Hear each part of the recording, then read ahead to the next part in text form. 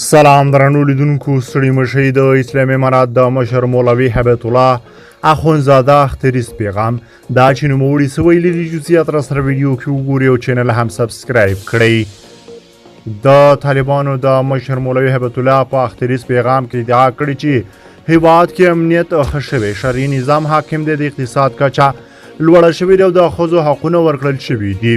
په داسې حال کې چې د اسلامي امارت پر راتګ سره افغان ښځې د تعلیم، کار او له نورو حقونو بې برخې شوي دي.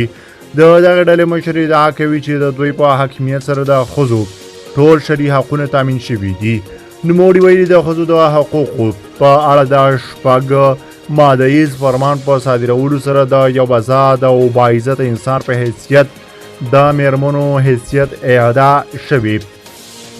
سره ردی چې د دغې ډلې د دفاع وزیر د افغانستان د هوایي حریم د اشغال خبره کوي او نړیواله ټولنه په هیواد کې د ترهګریزو ډلو د فعالیتونو د ډیریدو په اړه خبرداری ورکوي.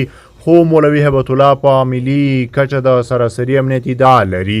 د هغه په وینا په ملي کچه د افغانستان استقلال او خپلواکي یو ځل بیا تامین شوې ده. وحدت ټینګ شوی دی. د قوم، ژبې او سمت په عنوان هر ډول تعصبات له منځه وړل شوي دي. د دغې ډلې مشر زیاته کړي چې د دوی په راتګ سره د اقتصاد د سقوط مخه نیول شوې ده او په لومړي ځل هیواد په اقتصادي لحاظ خودکفا شوی دی.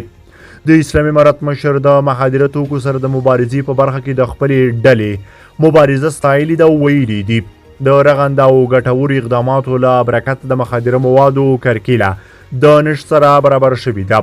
مولوي هبت الله اخندزاده د نورو هیوادونو په اچارو کې لاسوهنه نه کوو او له هغوی مو هم هیله ده چې زموږ په کورنیو چارو کې له لاسوهنې ډډه وکړي.